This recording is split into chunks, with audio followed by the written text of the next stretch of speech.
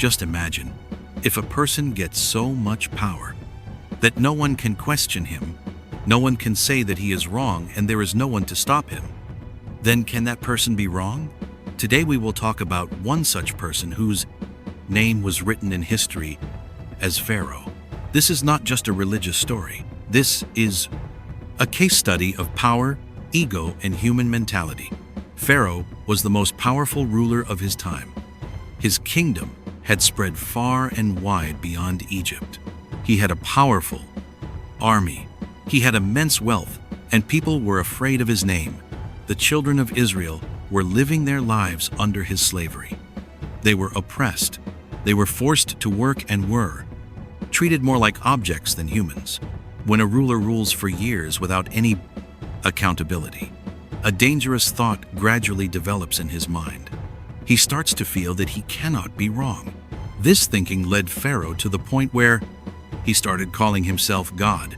This is where Hazrat Musa alayhi salam enters the story. Hazrat Moses brought a simple message. Only one thing remained: liberate Israel. Pharaoh thought this was a joke. He couldn't believe that someone could stand in front of him and talk like that. He asked for proof. Hazrat Musa threw his stick on the ground and it turned into a living snake. Then his hand shone with light. Pharaoh did not believe even after seeing this sign, not because he did not understand the truth, but because accepting the truth was against his ego. This is a common pattern of human attitude. When the truth challenges our power, we often reject it. The Pharaoh summons the best magicians from all over Egypt and arranges a public competition. When magicians show their tricks, the public gets impressed. But when Hazrat Musa throws his stick, it swallows everyone. First of all, the magicians bring faith. Why? Because they were experts. He knew the difference between magic and reality. Even at this point, Pharaoh's decision does not change, and from here, his downfall begins. Allah gives warnings one after another. Floods come, crops are destroyed, and life becomes difficult. Every time Pharaoh promises that he will agree if this problem goes away. And every time he breaks his promise.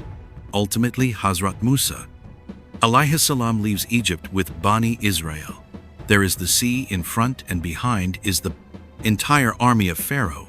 The situation seems impossible from every angle.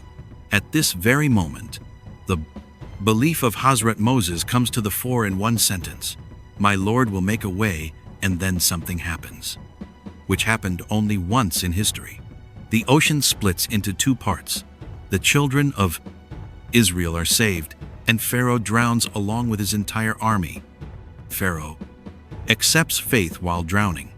But when the truth is accepted only to save one's life, then it is not accepting the truth. This is the real lesson of this story. The problem was not Pharaoh's disbelief in Allah. The problem was his ego. Modern psychology knows this behavior as narcissistic personality. Such people always consider themselves right. They do. They don't tolerate criticism and would rather ruin everything than be proven wrong. That's why this story is not just history. This is a warning for every person who starts considering his power as absolute. Because when power is complete and accountability is zero, pharaohs are born.